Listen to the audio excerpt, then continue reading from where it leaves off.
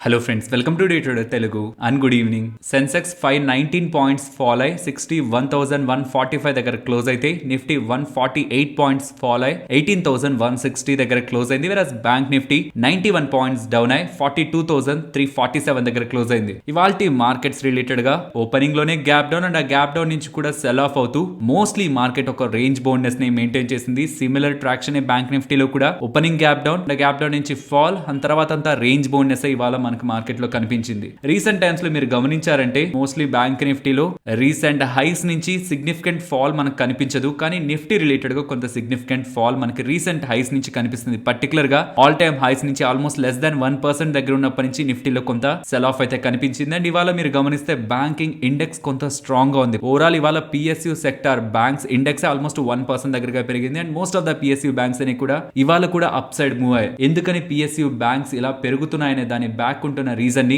Last వీడియోలో నేను explain చేశాను. అండ్ ఇప్పుడు కొన్ని ఇంపార్టెంట్ పాయింట్స్ ని మనం మాట్లాడుకోవాలి. గ్లోబల్ గా ఉంటున్న డేటా పాయింట్స్ ని గమనించండి. యుఎస్ లో కానీ, యూరోప్ లో కానీ అండ్ ఈవెన్ ఏషియాలో కూడా ఇంక్లూడింగ్ చైనా, ఇండియా, వీటి రిలేటెడ్ గా ఉంటున్న డేటా పాయింట్స్ అన్నిటిని తీసుకున్న రీసెంట్ టైమ్స్ లో ఆల్మోస్ట్ గ్లోబల్ ఈక్విటీ మార్కెట్స్ అన్ని కూడా ఎయిదర్ రేంజ్ బౌండ్ కానీ లేదంటే స్లైట్ గా డిక్లైన్ అవుతున్నాయి. దీన్ని బట్టి మనం ఎఫ్ఐఎస్ యొక్క ఇన్ఫ్లోస్ గ్లోబల్ ఈక్విటీ మార్కెట్స్ లో పెద్దగా కనిపించట్లేదు అనుకోవాలి. ఈవెన్ ఇండియన్ ఈక్విటీ మార్కెట్స్ లో కూడా రీసెంట్ టైమ్స్ లో ఎఫ్ఐఎస్ యొక్క ఇన్ఫ్లోస్ పెద్దగా లేవు. ఓవరాల్ ఎఫ్ఐ యాక్టివిటీ గమనిస్తే వాళ్ళ ఫ్యూచర్స్ రిలేటెడ్ గా ఆల్మోస్ట్ 65% లాంగ్ పొజిషన్స్ ని మెయింటైన్ చేస్తున్నారు. ఆల్రెడీ బులిష్ గానే ఉన్నారు మార్కెట్ రిలేటెడ్ గా. సో ఫర్దర్ గా బులిష్నెస్ యాడ్ చేస్తారా లేదా అక్కడి నుంచి లాంగ్స్ అన్వైండ్ అయ్యి కొంత profit booking side, because global గా కూడా ఈక్విటీ మార్కెట్స్ కొంత స్లైడ్ అవుతూ కొంత రేంజ్ బౌండ్ లో ఉంటున్నాయి కాబట్టి అదే ఇండియన్ ఈక్విటీ మార్కెట్స్ లో కనిపిస్తుందని ఒక క్వశ్చన్ మార్క్ ఉంటుంది. బట్ ఏది ఎలా ఉంటున్నా నెక్స్ట్ అప్కమింగ్ టైమ్స్ లో 1 or 2 స్మాల్ ఈవెంట్స్ ఉన్నాయి. అవి తప్పించి మోస్ట్లీ డిసెంబర్ ఫస్ట్ వీక్ కూడా బిగ్ అప్డేట్స్ అయితే మార్కెట్ లో ఉండవు. సో ఏమున్నాయి నెక్స్ట్ అప్కమింగ్ డేస్ లో స్మాల్ ఈవెంట్స్ అంటే ఫెడ్ మినిట్స్ మీటింగ్ అప్డేట్ వస్తుంది ఈ వెనస్డే నవంబర్ 23rd న, నవంబర్ 24th న ఈసీబీ వాళ్ళ మినిట్స్ మీటింగ్ అప్డేట్ వస్తుంది. ఈ మినిట్స్ మీటింగ్ అప్డేట్ అంటే ఏంటి? ఈ ఈసీబీ సెంట్రల్ బ్యాంక్ రిలేటెడ్ గా కూడా మీటింగ్ జరుగుతుందా? ఆ మీటింగ్ లో ఆ మెంబర్స్ ఏం మాట్లాడుకున్నారు, ఎకానమీ రిలేటెడ్ గా కన్సర్న్స్ ఆర్ ఇంట్రెస్ట్ రేట్స్ గురించి ఆర్ వాళ్ళ పాలసీ రిలేటెడ్ గా వాళ్ళ డిస్కషన్ ఎలా ఉందన్న ఇంపార్టెంట్ అప్డేట్స్ ఈ మినిట్స్ మీటింగ్ అప్డేట్స్ లో మనకు వస్తూ ఉంటాయి. యూజువల్ గా ఇవేం big updates or big events కూడా మార్కెట్ కాదు. మరి బిగ్ ఈవెంట్ ఎప్పుడు స్టార్ట్ అవుతుంది?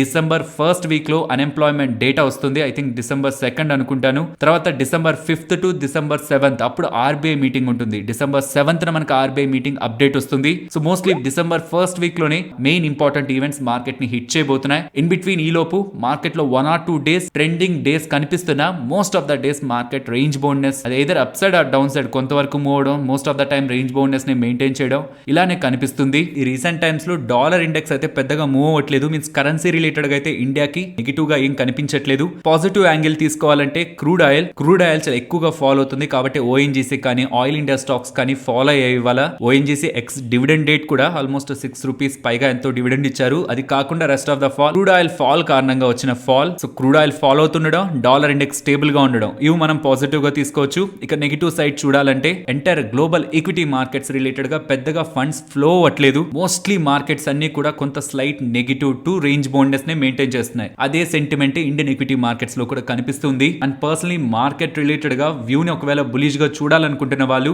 18,200 అబోవ్ మార్కెట్ క్లోజ్ లేకుండా ఆ వైపు పొజిషన్స్ ని for the next coming days like positional గా మెయింటైన్ చేయడం అంత కరెక్ట్ కాదనేది నా opinion. So below 18,200 strong bullish view అయితే నేను ఫార్మ్ చేసుకోవాలనుకోవట్లేదు. అలానే బేరిష్ వ్యూ కోసం అయితే 18,000 mark below 2 trading sessions closing కోసం అయితే నేను చూస్తాను. సో 2 ట్రేడింగ్ సెషన్స్ ఎందుకంటే చాలా టైమ్స్ బ్యాక్ వరకు ఫేక్ బ్రేక్అవుట్స్ లాగా ఈవెన్ క్లోజింగ్ కూడా 1 డే ఫేక్ జరుగుతుంది ఈ మధ్య. కాబట్టి 1 డే ఆ తర్వాత డే కూడా ఆ లెవెల్ బిలోనే ఓపెన్ అవుతూ ఆ లెవెల్ బిలోనే క్లోజ్ అవుతుంటేనే బేర్స్ ఒక స్ట్రెంత్ కన్ఫర్మ్ అవుతుంది. లేదు అగైన్ రివర్సల్ తీసుకుంటే 18,000 అండ్ 18,100 అబో వచ్చి క్లోజ్ అయిపోతుంటే అదొక ట్రాప్ అవుతుంది. కాబట్టి అబో 18,200 మార్కెట్ ని ఫర్దర్ గా బులిష్ వ్యూ తో మనం చూడొచ్చు. And below 18,000 2 trading sessions close అవ్వనంత వరకు కూడా మార్కెట్ ని నెగిటివ్ గా తీసుకోవాల్సిన స్ట్రాంగ్ రీజన్ అయితే లేదు. మార్కెట్ ని నెగిటివ్ గా నేనైతే చూడాలనుకోవట్లేదు.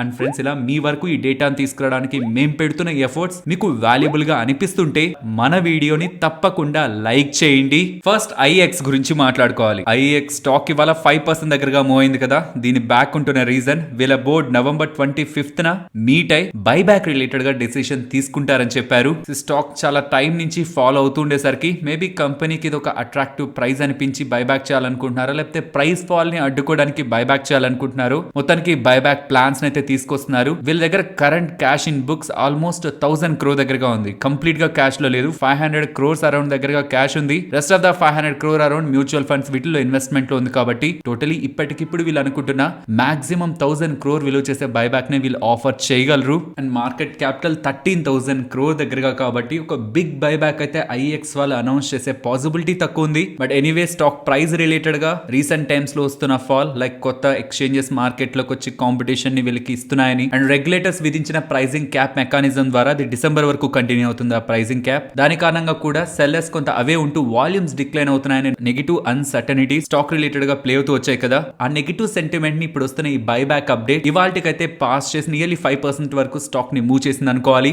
ఇది కాదు బైబ్యాక్ అనేది టెంపరీ లైక్ నియర్ టైమ్ లో మళ్ళీ ఫేడ్ అవుట్ అవుతుంది. బట్ 2 ఇంపార్టెంట్ థింగ్స్ ని మనం గమనించాలి ఏఎక్స్ లో ఇన్వెస్ట్ చేసిన వాళ్ళు. First the long duration contracts ని వీళ్ళు తీసుకురాగలిగినట్లయితే ప్రెసెంట్ ఉంటున్న సేమ్ ప్లేయర్స్ దగ్గర నుంచే ఇంకా వాల్యూమ్స్ పెంచుకునే ఆపర్చునిటీ ఐఎక్స్ వాళ్ళకు ఉంటుంది. సో వాల్యూమ్స్ రిలేటెడ్ గా ఉంటున్న ఇష్యూస్ ని ఐఎక్స్ వాళ్ళకి ఇది అడ్రస్ చేస్తున్నట్లు అవుతుంది. అండ్ ఈ కాన్ఫిడెన్స్ తోనే మేనేజ్మెంట్ అప్కమింగ్ టైమ్స్ లో వాల్యూమ్స్ పెరుగుతాయని ఒక కామెంటరీని కూడా రీసెంట్ టైమ్స్ లో ఇస్తున్నారు. అండ్ ఇంకొకటి యూజువల్ గా ఐఎక్స్ అంటే ఓన్లీ ఐఎక్స్ అని అనుకుంటుంటాం కానీ వీళ్ళకి ఐజిఎక్స్ కూడా ఉంటుంది. ఐఎక్స్ ఒక డెడికేటెడ్ వీడియోలో ఎక్స్ప్లెయిన్ చేశాను. దాని రిలేటెడ్ గా కూడా రీసెంట్ టైమ్స్ లో బెటర్ డేటానే కనిపిస్తుంది కాబట్టి అక్కడ ఇంకా బిజినెస్ పికప్ అవుతూ ఉంటే అది కూడా ఐఎక్స్ వాల్యుయేషన్స్ లో ఇంక్లూడ్ అవుతూ ఉండడం కూడా స్టాక్ ప్రైస్ ని స్టెబిలైజ్ చేస్తుందన్న విషయాన్ని గుర్తుంచుకోవాలి. ఓవరాల్ మార్కెట్ నవంబర్ 25th వీళ్ళు ప్రకటించబోయే బైబ్యాక్ సైజ్ అండ్ అది ఓపెన్ మార్కెటా టెండర్ రూటా అండ్ ఏ ప్రైస్ లో బైబ్యాక్ చేయాలనుకుంటున్నారు ఈ డీటెయిల్స్ కోసం అయితే ఎదురు చూస్తూ ఉంది.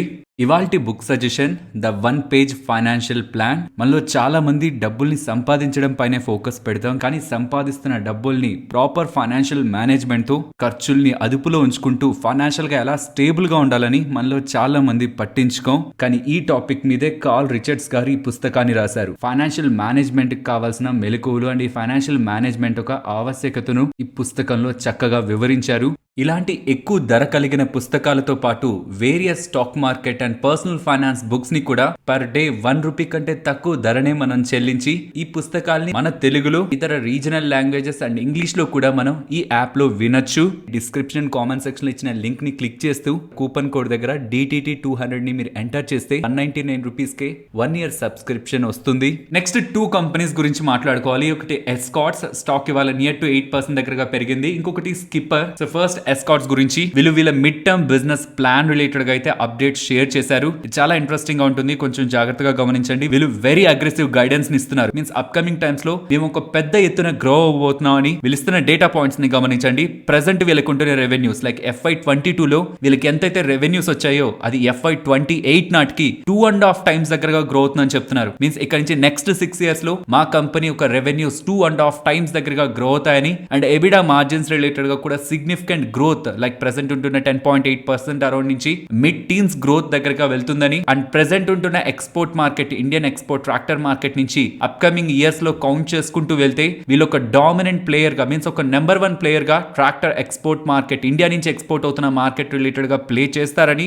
ఈవెన్ డొమెస్టిక్ గా కూడా ప్రెసెంట్ ఉంటున్న మార్కెట్ షేర్ నుంచి నెక్స్ట్ 5 to 6 years లో ఒక ఛాలెంజింగ్ ప్లేయర్ గా ఒక టాప్ ప్లేయర్ గా వీళ్ళు ఎవాల్వ్ అవుతారని ఒక కాన్ఫిడెంట్ కామెంటరీ మేనేజ్మెంట్ దగ్గర నుంచి వస్తూ ఉండడం స్టాక్ ఇవాళ ఇంతలా మూవ్ అయ్యేందుకు హెల్ప్ అయింది. ఇంతకీ ఇంత అగ్రెసివ్ కామెంటరీ చేస్తున్నారంటే వాళ్ళ కాన్ఫిడెన్స్ ఏంటి? వాళ్ళు ప్రెసెంట్ ఉంటున్న కెపాసిటీని పెంచాలనుకుంటున్నారు. ప్రెసెంట్ ఆల్మోస్ట్ వీళ్ళ కెపాసిటీ 1,70,000 దగ్గరగా ట్రాక్టర్స్ మ్యానుఫాక్చరింగ్ ఉంటే దాన్ని పెంచుతూ 3 lakh ట్రాక్టర్స్ ని తయారు చేసే రకంగా వీళ్ళ కెపాసిటీని పెంచి వీళ్ళ బిజినెస్ ని ఇలా గ్రో చేసుకుంటారని వీళ్ళు ఇస్తున్న ఈ అప్డేట్స్ తో స్టాక్ ఇంతలా మూవ్ అవుతుంది. అండ్ సేమ్ లైన్స్ లోనే స్కిప్పర్ లిమిటెడ్ వాళ్ళు కూడా చాలా టైం తర్వాత అనలిస్ట్ కాల్ ని కండక్ట్ చేసి అండ్ ఆ ట్రాన్స్క్రిప్ట్ ని కూడా ఎక్స్చేంజెస్ లో అప్డేట్ చేస్తూ ఓవరాల్ వీళ్ళ బిజినెస్ రిలేటెడ్ గా అవుట్లుక్ అండ్ అప్కమింగ్ టైమ్స్ లో బెటర్ గా గ్రో అవుతామనే గైడెన్స్ అండ్ కాన్ఫిడెన్స్ ని ఇన్వెస్టర్స్ కి ప్రొవైడ్ చేస్తునేసరికి ఇవాళ ఓపెనింగ్ నుంచి స్టాక్ అప్ సైడ్ మూవ్ అవుతూ స్టాక్ 20% అప్ సైడ్ లాక్ అయింది. ఈ ఎర్నింగ్ కాల్ ఒక ట్రాన్స్క్రిప్ట్ ని మీరు BSE నుంచి డౌన్లోడ్ చేయొచ్చు. అందులో వీళ్ళ మేనేజ్మెంట్ అనలిస్టులు అడిగిన క్వశ్చన్స్ కి ఏ రకంగా ఆన్సర్ చేశారు అండ్ వీళ్ళు ఎటువంటి గ్రోత్ ని ప్రొజెక్ట్ చేస్తున్నారు అనేది కూడా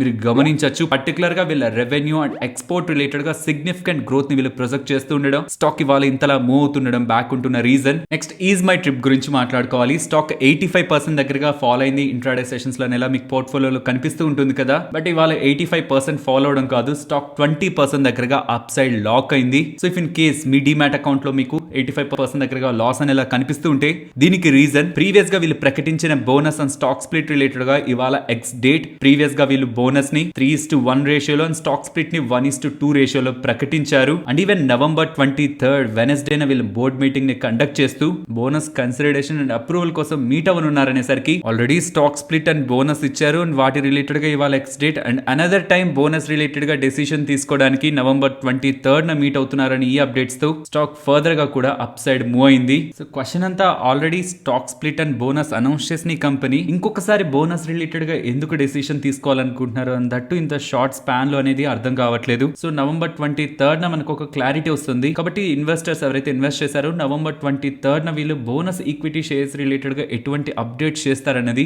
గమనించాల్సి ఉంటుంది. ఫస్ట్ మెటల్ స్టాక్స్ గురించి మాట్లాడుకోవాలి. ఇవాళ మీరు గమనిస్తే Godavari power 15%, Jindal stainless 8%, NMDC 4% and Shyam metallics కూడా ఇవాళ మనకి పాజిటివ్ లో కనిపిస్తూ ఉంటుంది కదా. ఇవి ఒక సైడ్ పాజిటివ్ గా కనిపిస్తున్నవి, అనదర్ సైడ్ పెద్ద పాజిటివ్ మూవ్ లేకుండా స్లైట్ నెగిటివ్ ఆర్ నెగిటివ్ లో కనిపిస్తున్న stocks like Tata steel, JSW steel ఇలాంటి స్టీల్ స్టాక్స్ మనకి నెగిటివ్ గా కనిపిస్తుంటాయి కదా. అసలు ఎందుకు ఇవాళ కొన్ని మెటల్ స్టాక్స్ పర్టికులర్ గా పెల్లెట్స్, ఐరన్ ఓర్ రిలేటెడ్ గా ఉంటున్న స్టాక్స్ ఎందుకు ఎక్కువ పెరిగాయి, స్టీల్ రిలేటెడ్ గా ఉంటున్న స్టాక్స్ ఎందుకని ఇవాళ పెద్దగా మూవ్ అవ్వలేదనే దాని గురించి మాట్లాడుకుందాం. అండ్ మోస్ట్లీ టెలిగ్రామ్ లో ఉన్న వాళ్ళు ఈ డేటాని ఆల్రెడీ వినే ఉంటారు.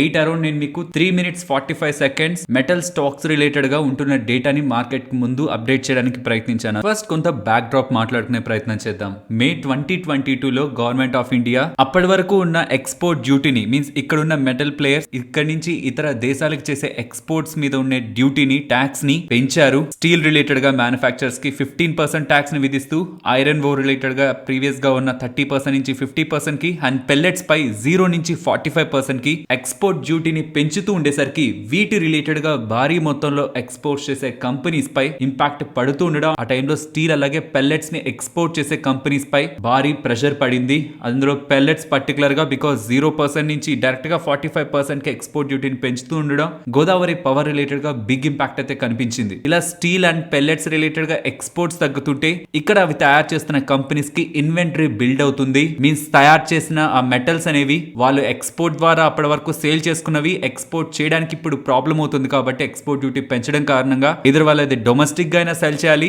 ఆర్ అది వాళ్ళ దగ్గర స్టోర్ చేసి ఉంచుకోవాలి. సో రీసెంట్ టైమ్స్ లో మోస్ట్లీ డొమెస్టిక్ గా కూడా కన్సంప్షన్ తగ్గుతూ ఉండడం, మోస్ట్లీ ఇన్వెంటరీ ఎక్కువగా బిల్డ్ అవుతూ వచ్చింది. ఇది గమనించిన గవర్నమెంట్ ఆఫ్ ఇండియా ఎక్స్పోర్ట్ డ్యూటీని విధించడం కారణంగానే ఇంపాక్ట్ కనిపించింది కాబట్టి ఎక్స్పోర్ట్ డ్యూటీని కంప్లీట్ గా రోల్ బ్యాక్ చేస్తుండేసరికి మొత్తం స్టీల్ అలాగే పెల్లెట్స్ రిలేటెడ్ గా మ్యానుఫ్యాక్చరింగ్ చేసే కంపెనీస్ కి మనం పాజిటివ్ గా తీసుకోవచ్చు. కాబట్టి ఇవాళ పెల్లెట్స్ రిలేటెడ్ గా బిగ్ ఎక్స్పోర్టర్ అయిన గోదావరి పవర్ రిలేటెడ్ గా ఇవాళ మనకి ఇంతలా మూవ్ కనిపించింది. మరి స్టీల్ రిలేటెడ్ గా కూడా 15% ఎక్స్పోర్ట్ డ్యూటీని 0 తీసుకొచ్చారు. మరి స్టీల్ స్టాక్స్ ఎందుకని మూవ్ అవ్వలేదు? దీని రిలేటెడ్ గా జెఫ్రీస్ వాళ్ళు ఒక నోట్ ని రిలీజ్ చేశారు. వాళ్ళు చెప్తున్నది రీసెంట్ టైమ్స్ లో కమోడిటీ ప్రైసెస్ ఎక్కువగా ఫాల్ అయ్యాయి, పర్టికులర్లీ స్టీల్ ప్రైసెస్ ఎక్కువగా ఫాల్ అయ్యాయి కాబట్టి ఈవెన్ ఈ ఎక్స్పోర్ట్ డ్యూటీని తగ్గిస్తున్న ప్రైజెస్ పరంగా స్టీల్ కంపెనీస్ కి బిగ్ అడ్వాంటేజ్ లేదని, బట్ ఇలా తగ్గించడం కారణంగా ఇన్వెంటరీ వీళ్ళకి క్లియర్ అవుతూ కొంత బెటర్ బిజినెస్ అయితే కనిపిస్తుంది. కానీ ప్రైజెస్ పరంగా ప్రీవియస్ గా ఉన్న ప్రైజెస్ పరంగా ఇప్పుడు ప్రైజెస్ అంత అడ్వాంటేజ్ లేవు కాబట్టి ఈవెన్ 15% ఎక్స్పోర్ట్ డ్యూటీ తగ్గిన మార్జిన్స్ లో ఒక బిగ్ వేలో ఇంపాక్ట్ ఇరాన్ ఇయర్ కంపారిజన్ లో వీళ్ళకి కనిపించదనేలా జెఫ్రీస్ వాళ్ళు నోట్ లో మెన్షన్ చేశారు. So in simple terms 15% government వెనక్కి తీసుకొచ్చిన ఎక్స్పోర్ట్ చేసి వీళ్ళు అధికంగా ఇప్పుడు సంపాదించుకోలేరని, బికాస్ గ్లోబల్ గా కూడా ప్రైజెస్ ఎక్కువగా కరెక్ట్ అయ్యాయి. దానికి తగ్గట్టు చూస్తే 15% వెనక్కి తీసుకువెళ్ళడం కూడా బిగ్ చేంజ్ ని తీసుకురాదు. కానీ అట్లీస్ట్ ఇప్పుడు వీళ్ళ దగ్గర ఇన్వెంటరీస్ బిల్డ్ అయిపోకుండా అవి ఎక్స్పోర్ట్స్ చేసి పర్టికులర్ గా యూరోప్ లో కొంత అన్సర్టనిటీ నెలకొంది కాబట్టి, ఎనర్జీ క్రైసిస్ నెలకొంది కాబట్టి ఆ ప్రాంతాలకు అట్లీస్ట్ ఇన్వెంటరీని బిల్డ్ అయిన ఇన్వెంటరీని సెల్ చేసుకునే పాసిబిలిటీ ప్రెజెంట్ స్టీల్ కంపెనీస్ ఉంటుందనేలా మల్టిపుల్ రీసెర్చ్ నోట్స్ అయితే రిలీజ్ అవుతున్నాయి. ఓవరాల్ గవర్నమెంట్ తీసుకునే డెసిషన్ మనం మెటల్ కంపెనీస్ కి పాజిటివ్ గా చూడొచ్చు. బట్ రీసెంట్ టైమ్స్ లో వస్తున్న కమోడిటీ ప్రైజెస్ ఫాల్ కారణంగా స్టీల్ కంపెనీస్ కంటే పెల్లెట్స్ ఎక్స్పోర్ట్స్ చేస్తున్న companies and iron ore related గా బిజినెస్ చేసే కంపెనీస్ ఇంట్రాడే సెషన్స్ లో మనకి పెరిగాయి. Next Kabra extrusion technique limited గురించి మాట్లాడుకోవాలి. వీళ్ళు చాలా టైం బ్యాక్ ఎక్స్ట్రూషన్ బిజినెస్ నుంచి మీన్స్ కోర్ బిజినెస్ నుంచి ఎలక్ట్రిక్ వెహికల్స్ రిలేటెడ్ గా బ్యాటరీస్ తయారు చేసే డివిజన్ అయినా బ్యాట్రిక్స్ డివిజన్ వైపు ఎక్కువగా కెపాసిటీ ఎక్స్పాన్షన్స్ కానీ ఎక్కువగా మనీని స్పెండ్ చేస్తూ అక్కడ బిజినెస్ ని గ్రో చేసే ప్రయత్నం చేస్తూ వచ్చారు. రీసెంట్ క్వార్టర్లీ నెంబర్స్ లో వీళ్ళ కోర్ బిజినెస్ ని కూడా ఈ బ్యాటరీ బిజినెస్ బ్యాట్రిక్స్ బిజినెస్ క్రాస్ చేస్తూ హై ప్రాఫిటబిలిటీ బిజినెస్ గా వీళ్ళకి ఎవాల్వ్ అయింది. ఇదంతా ఎందుకు చెప్తున్నాను, వీళ్ళకి ఒక ఇంపార్టెంట్ ఆర్డర్ బ్యాట్రిక్స్ డివిజన్ కి వచ్చింది. హీరో ఎలక్ట్రిక్ వాళ్ళతో బ్యాట్రిక్స్ వాళ్ళు మీన్స్ వీళ్ళ రిలేటెడ్ గా బ్యాటరీస్ తయారు చేసే డివిజన్ ఉంది కదా, వాళ్ళు ఒప్పందం కుదుర్చుకున్నారని, అందులో భాగంగా హీరో ఎలక్ట్రిక్ వాళ్ళకి కావాల్సిన కావాల్సిన 2-వీలర్ ఎలక్ట్రిక్ వెహికల్ బ్యాటరీస్ ని వీళ్ళు తయారు చేయబోతున్నారని, ఆల్మోస్ట్ 3 lakh బ్యాటరీస్ దగ్గరగా నెక్స్ట్ ఫైనాన్షియల్ ఇయర్ లోపు వీళ్ళు సప్లై చేస్తారని చేస్తున్న ఈ అప్డేట్స్ తో స్టాక్ ఇవాళ ఓపెనింగ్ నుంచి అప్ సైడ్ మూవ్ అవుతూ 20% అప్ సైడ్ లాక్ అయింది. అండ్ నెక్స్ట్ ఆర్తి ఇండస్ట్రీస్ అలాగే దీపక్ ఫర్టిలైజర్స్ గురించి మాట్లాడుకోవాలి. ఇవాళ రెండు స్టాక్స్ పాజిటివ్ గా మూవ్ అయ్యాయి. పర్టికులర్ గా దీపక్ ఫర్టిలైజర్స్ 8% దగ్గరగా మూవ్ అయ్యి డే హైస్ దగ్గరగా క్లోజ్ అయింది. ఎందుకు ఈ స్టాక్ ఇంతలా మూవ్ అయ్యాయి? ఆర్తి ఇండస్ట్రీస్ వాళ్ళు దీపక్ ఫర్టిలైజర్స్ వాళ్ళు 20-year కాంట్రాక్ట్ లో సైన్ చేశారు. ఇందులో భాగంగా ఆర్తి ఇండస్ట్రీస్ వాళ్ళకి కావాల్సిన ఇంపార్టెంట్ రా మెటీరియల్ అయిన నైట్రిక్ యాసిడ్ ని దీపక్ ఫర్టిలైజర్స్ వాళ్ళు నెక్స్ట్ 20 years కి సప్లై చేయడానికి 8,000 crore విలువ చేసే కాంట్రాక్ట్ ని గెలుచుకున్నారని వస్తున్న ఈ అప్డేట్స్. ఎంటైర్ దీపక్ ఫర్టిలైజర్స్ ఒక మార్కెట్ క్యాపిటల్ 10,000 crore, కానీ ఒక్క డీల్ తోనే నియర్లీ 8,000 crores రెవెన్యూ క్రియేట్ చేయగలిగే కాంట్రాక్ట్ ని వీళ్ళు గెలుచుకుంటుండడం. అఫ్ కోర్స్ ఇది 1 or 2 years కాదు, next down the line 20 years. Very long contract but ఈ సిగ్నిఫికెంట్ కాంట్రాక్ట్. ఇలాంటి big contract that Russia crisis కారణంగా నైట్రిక్ యాసిడ్ ప్రైసెస్ పెరుగుతున్నాయి కాబట్టి ఆర్తి ఇండస్ట్రీస్ వాళ్ళకి కావాల్సిన ఇంపార్టెంట్ రా మెటీరియల్ అయిన నైట్రిక్ యాసిడ్ రిలేటెడ్ గా అన్సర్టనిటీ ఉండకూడదనే లాంగ్ టర్మ్ కాంట్రాక్ట్ ని కుదుర్చుకుంటున్నట్లు ఆర్తి ఇండస్ట్రీస్ వాళ్ళు అప్డేట్ చేస్తున్నారు. కానీ ఫ్రెండ్స్ ఇది కూడా మనం గమనించాలి. ఆర్తి ఇండస్ట్రీస్ వాళ్ళు బ్యాక్వర్డ్ ఇంటిగ్రేషన్ లో భాగంగా వీళ్ళే నైట్రిక్ యాసిడ్ తయారు చేసుకునే మ్యానుఫాక్చరింగ్ ఫెసిలిటీస్ ని కూడా కన్స్ట్రక్ట్ చేయడం స్టార్ట్ చేస్తున్నారు. ఓవర్ ద పీరియడ్ వీళ్ళేం డిపెండెంట్ అయిపోవట్లేదు దీపక్ ఫర్టిలైజర్స్ వాళ్ళపై, కానీ వీళ్ళకి కావాల్సిన majority portion of nitric acid ని మాత్రం దీపక్ ఫర్టిలైజర్స్ వాళ్ళ దగ్గర నుంచి కొనబోతున్నారు అని వస్తున్న ఈ అప్డేట్స్ తోనే స్టాక్స్ ఇవాళ ఇంతలా మూవ్ అవుతున్నాయి. పర్టికులర్ గా దీపక్ ఫర్టిలైజర్స్. నెక్స్ట్ ఆర్హెచ్ఐ మ్యాగ్నెసిటా గురించి మాట్లాడుకోవాలి. వీళ్ళు దాల్మియా భారత్ వాళ్ళకి సంబంధించిన నాన్ కోర్ బిజినెస్ అయిన రీఫ్యాక్టరీ బిజినెస్ ని యాక్చువల్లీ చాలా ఎక్స్పెన్సివ్ వాల్యుయేషన్ పెట్టుకున్నారు. బట్ స్టాక్ ఇవాళ 8% దగ్గరగా మూవ్ అయింది. ఒక పాయింట్ లో ఇంకా 10% దగ్గరగా మూవ్ అయినా స్టాక్ 8% దగ్గరగా క్లోజ్ అయింది. సో డీటెయిల్స్ మాట్లాడుకుంటే ఆర్హెచ్ఐ మ్యాగ్నెసిటా వాళ్ళు రిఫ్రాక్టరీ బిజినెస్ ని చేస్తుంటారు కదా, సో అలా తయారు చేసే బిజినెస్ దాల్మియా భారత్ వాళ్ళ దగ్గర కూడా ఉంది. కానీ దాల్మియా భారత్ అనేది సిమెంట్ మ్యానుఫ్యాక్చర్, సో అది వాళ్ళకి నాన్ కోర్ బిజినెస్ అవుతుంది కాబట్టి దాల్మియా భారత్ వాళ్ళ సెల్ చేయాలనుకున్నారు. అండ్ ఆ బిజినెస్ ని వీళ్ళు కొనడానికి ప్రయత్నించారు. ఆల్మోస్ట్ 2,000 crore అబో పెట్టి కొంటున్నారు, కానీ మొత్తం క్యాష్ ద్వారా కాదు. 27 million షేర్స్ ని 632 rupees per share average price లో సెల్ చేస్తుండడం కారణంగా టోటలీ 1,700 crores దగ్గరగా ఈక్విటీ ద్వారా ఇష్యూ చేస్తున్నారు. ఇంకొక 440 crore దగ్గరగా debt route. So totally 2,000 crore అబో దగ్గరగా వీళ్ళు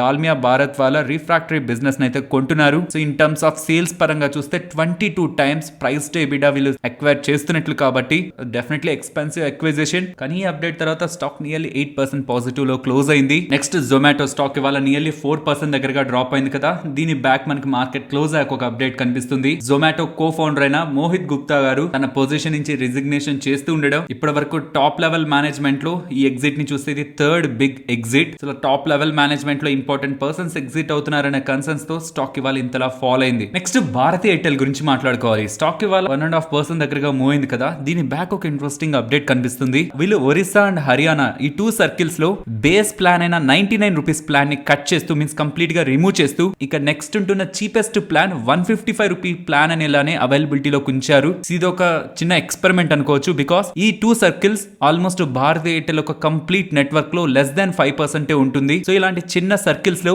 బేస్ ప్లాన్ అయిన 99 రూపీస్ ని తీసేస్తూ 155 రూపీ ప్లాన్ ఉంచడం కారణంగా అక్కడి ప్రజలు ఒకవేళ అలవాటు పడుతుంటే మీన్స్ ఇప్పటి వరకు 99 ప్లాన్ చేసుకుంటున్న వాళ్ళే నెక్స్ట్ 155 ప్లాన్ కూడా అలవాటు పడుతూ ఉంటే దెన్ ఇది పాన్ ఇండియా వైడ్ గా మొత్తం ఇండియా వైడ్ గా కూడా ఇది అమలు చేయడానికి పాసిబిలిటీ ఉంటుంది. లేదా అక్కడ ప్రజలు 99 ప్లాన్ లేదు కదా అని సిమ్స్ ని మార్చుకోవడం లేకపోతే భారతీ ఎయిర్టెల్ నెట్వర్క్ నుంచి వెళ్ళిపోతూ ఉండడం జరిగితే మేబీ వాళ్ళు అగైన్ ఆ ప్లాన్ ని ఇంట్రడ్యూస్ చేసేందుకు స్కోప్ ఉంటుంది. సో ఇలా లోయెస్ట్ ప్లాన్స్ అన్నిటిని రిమూవ్ చేస్తూ ఇక బేసిక్ ఇంత హై ప్లాన్ తీసుకుంటే కానీ మనం ఈ నెట్వర్క్ లో పర్ మంత్ ఉండలేమనేలా వీళ్ళు పర్ యూజర్ దగ్గర నుంచి అధికంగా రెవెన్యూని సంపాదించుకునే ప్లాన్స్ వేస్తూ ఉండడం. ఇలా వస్తున్న ఈ అప్డేట్స్ తోనే స్టాక్ ఇవాళ ఇంతలా మూవ్ అవుతుంది. సో ఈ హర్యానా అండ్ ఒరిస్సా రిలేటెడ్ గా జరుగుతున్న ఈ ప్లాన్ ఈ స్ట్రాటజీ వర్కౌట్ అవుతుందా లేదా అనేది అప్కమింగ్ మంత్స్ లో మనకు అర్థం అవుతుంది. And friends from December 18th Sensex లోకి టాటా మోటార్స్ అయితే ఎంటర్ అవబోతుంది. సో ఒకరు ఎంటర్ అవుతున్నారంటే సెన్సెక్స్ లోకి ఇంకొకరు ఎగ్జిట్ అవ్వాలి కాబట్టి డాక్టర్ రెడ్డీస్ అయితే సెన్సెక్స్ నుంచి ఎగ్జిట్ అవబోతుంది. సో ఎగ్జిట్ అవుతున్నందుకు గాను డాక్టర్ రెడ్డీస్ నుంచి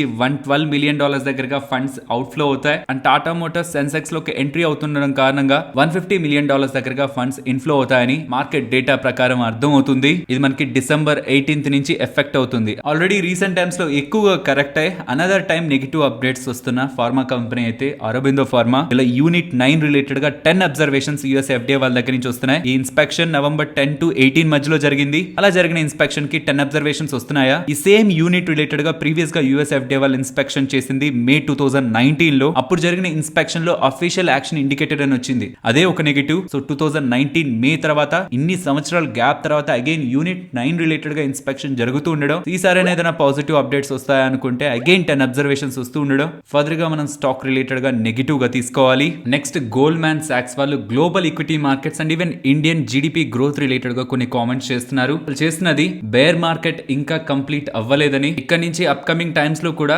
గ్లోబల్ ఈక్విటీ మార్కెట్స్ రిలేటెడ్ గా కొంత స్లో డౌన్ కనిపిస్తూ, కొంత డౌన్ సైడ్ ఫాల్ కనిపిస్తూ 2023 లో ఫైనల్ బేస్ మనకి ఫామ్ అవుతుందని అండ్ ఇండియన్ ఎకానమీ గ్రోత్ గురించి మాట్లాడుతూ ప్రీవియస్ గా వీళ్ళు 2023 జీడిపి గ్రోత్ ఎస్టిమేట్స్ ని 6.9% ఇస్తే దాన్ని కట్ చేసి 5.9% దగ్గరగా తీసుకొస్తూ ఈ వైరస్ తర్వాత ఎకానమీస్ అన్ని ఓపెన్ అవుతున్నప్పుడు one of the best performing markets గా ఇండియన్ ఎకానమీ నిలిచిందని and rest of the currencies తో పోల్చిన ఇండియన్ రూపీ స్ట్రాంగ్ పర్ఫార్మెన్స్ ని చూపించింది, కానీ అదే ఫర్దర్ గా రిపీట్ అవుతుందని మనం ఎక్స్పెక్ట్ చేయలేమని. బికాస్ గ్లోబల్ గా ఫెడ్ వాళ్ళ వడ్డీ రేట్లు పెంచుకుంటూ ఉండడం ఇండియన్ ఎకానమీని కూడా ఇంపాక్ట్ చేస్తుందని మెన్షన్ చేస్తూ మన ఇండియన్ ఎకానమీ రిలేటెడ్ గా 2023 సెకండ్ హాఫ్ లోనే బెటర్ గ్రోత్ సైకిల్ కనిపిస్తుందని, ఈ లోపంత సిగ్నిఫికెంట్ గ్రోత్ ఇండియన్ ఎకానమీలో వీళ్ళు ఎక్స్పెక్ట్ చేయట్లేదని, overall equity markets and even Indian equity markets related కూడా బిఫోర్ సెకండ్ హాఫ్ ఆఫ్ 2023 వరకు అయితే కొంత స్లో డౌన్ అవుతుందనే నెగిటివ్ వ్యూ తోనే వీళ్ళు ఉంటున్నట్లు అప్డేట్ చేస్తున్నారు. నెక్స్ట్ ఇవాళ 2 IPOs మార్కెట్ లో లిస్ట్ అయ్యాయి. ఒకటి ఆర్కేఎన్ కెమికల్ లిస్టింగ్ 10% దగ్గరగా ప్రీమియం తో అవుతున్న ఓవరాల్ క్లోజింగ్ పాయింట్ కి 12.5% దగ్గరగా పాజిటివ్ గా క్లోజ్ అయింది. వెరాస్ 5 star business finance limited listing time లో 5% డిస్కౌంట్ లో లిస్ట్ అవుతున్న ఎండింగ్ పాయింట్ కి నియర్లీ 3.5% ప్రీమియం లో మీన్స్ -5% నుంచి పాజిటివ్ 3.5% మూవ్ అయ్యి రెండు IPOs కూడా end of the day listing day gains అయితే పాజిటివ్ గానే ఇచ్చాయి. నెక్స్ట్ ఐటీసీ మేనేజ్మెంట్ వీళ్ళ FMCG బిజినెస్ రిలేటెడ్ గా కొన్ని ఇంపార్టెంట్ అప్డేట్స్ చేస్తున్నారు. స్మాలర్ టౌన్స్ లో వీళ్ళ గ్రోత్ FMCG గ్రోత్ అనేది వీళ్ళు అనుకున్న దానికంటే డబల్ ద పేస్ లో రన్ అవుతుందని, మీన్స్ అనుకున్న దానికంటే బెటర్ గా ఉందని, కానీ రూరల్ మార్కెట్స్ లో FY23 last means Q4 quarter లోనే ఓవరాల్ డిమాండ్ లో ఇంప్రూవ్మెంట్ ఉంటుందని, బికాస్ అక్కడ హార్వెస్టింగ్ వన్స్ కంప్లీట్ అయిన తర్వాతే ఫార్మర్స్ కి డబ్బులు వస్తుంది కాబట్టి ఆ టైంలోనే వీళ్ళ స్పెండింగ్ పవర్ పెరుగుతుంది కాబట్టి Q4 FY23 లో రూరల్ మార్కెట్ లో డిమాండ్ పెరుగుతుందని వీళ్ళు ఎక్స్పెక్ట్ చేస్తున్నారని and overall FMCG market K shape రికవరీలో ఉందని ఇలా మెన్షన్ చేస్తున్నారు. కే షేప్ రికవరీ అంటే ఒక అన్సర్టెనిటీ లైక్ రెసెషన్ అలాంటి పీరియడ్ తర్వాత వస్తున్న రికవరీలో ఒక సెగ్మెంట్ మంచిగా గ్రో అవుతుంది, ఫాస్ట్ గా గ్రో అవుతుంది, ఇంకొకటి ఏమో స్లోగా గ్రో అవుతుంది. ఎగ్జాంపుల్ ఇలా. సో మేబీ వీళ్ళు చెప్పాలనుకుంటుంది స్మాలర్ టౌన్స్ లో బెటర్ గ్రోతే ఉంది, కానీ రూరల్ సెగ్మెంట్ లో కొంత స్లో గ్రోత్ ఉంది, అది Q4 FY24 లో బెటర్ గ్రోత్ వస్తుందని ఇలా ఐటీసీ మేనేజ్మెంట్ FMCG రిలేటెడ్ గా చెప్పాలని ప్రయత్నిస్తున్నారు. నెక్స్ట్ నిఫ్టీ అలాగే bank Nifty support and resistance 18,180 ఇవాళ ఆల్మోస్ట్ ఆ లెవెల్స్ దగ్గర మల్టిపుల్ టైమ్స్ మనకి రిజెక్షన్ అండ్ బిలో వస్తున్నప్పుడు ఈ 30 పాయింట్ రేంజ్ ప్రీవియస్ గా కూడా గమనించాం. ఇదే రేంజ్